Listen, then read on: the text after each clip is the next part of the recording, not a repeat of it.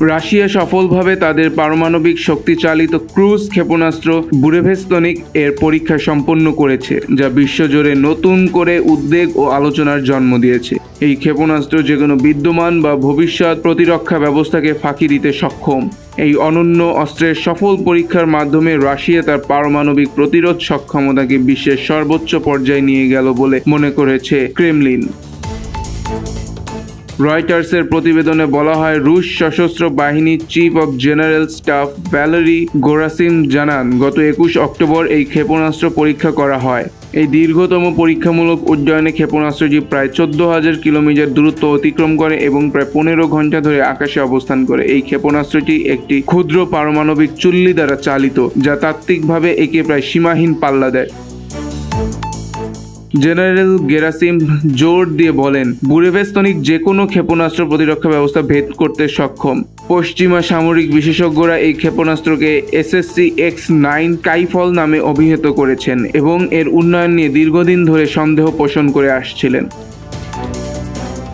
Ukraine যুদ্ধের দায়িত্বে থাকা জেনারেল সঙ্গে বৈঠকে প্রেসিডেন্ট পুতিন এই ক্ষেপণাস্ত্রকে বিশ্বে আর কারো কাছে নেই এমন এক অনন্য অস্ত্র হিসেবে অভিহিত করেন। তিনি স্মরণ করেন যে এক সময় তার নিজ দেশের বিশেষজ্ঞরাও এর নির্মাণ প্রায় অসম্ভব বলে মনে করেছিলেন। তবে এই গুরুত্বপূর্ণ পরীক্ষার সফল সমাপ্তি সেই সব সংশয় দূর করেছে বলে তিনি জানান। সফল পরীক্ষার পর পুতিন এখন এই অস্ত্র মোতায়েন এবং প্রয়োজনীয় অবকাঠামো তৈরির প্রস্তুতি নেওয়ার নির্দেশ দিয়েছেন। বুরেভেস্তনিক এর সফল পরীক্ষা এমন এক সময় এলো যখন ইউক্রেন যুদ্ধ এবং বিশ্বব্যাপী পারমাণবিক অস্ত্র নিয়ন্ত্রণ চুক্তি নিয়ে উত্তেজনা তুঙ্গে। পুতিন এর আগে বুধবার বলেন, রাশিয়ার পারমাণবিক প্রতিরোধ সক্ষমতা যে কোনো পারমাণবিক শক্তির চেয়েও বেশি আধুনিক। ফেডারেশন অব আমেরিকান সায়েন্টিস্টসের FAS তথ্য অনুযায়ী বিশ্বের মোট পারমাণবিক অস্ত্রের 87% রাশিয়া ও যুক্তরাষ্ট্রের কাছে মজুদ রয়েছে, যা দিয়ে পৃথিবীকে বহুবার ধ্বংস করা সম্ভব। নতুন এই পারমাণবিক অস্ত্র ব্যবহার ঘোষণা বৈশ্বিক অস্ত্র প্রতিযোগিতা ও নিরস্ত্রীকরণ চুক্তির ভবিষ্যৎ নিয়ে আন্তর্জাতিক অঙ্গনে গভীর উদ্বেগ সৃষ্টি করেছে।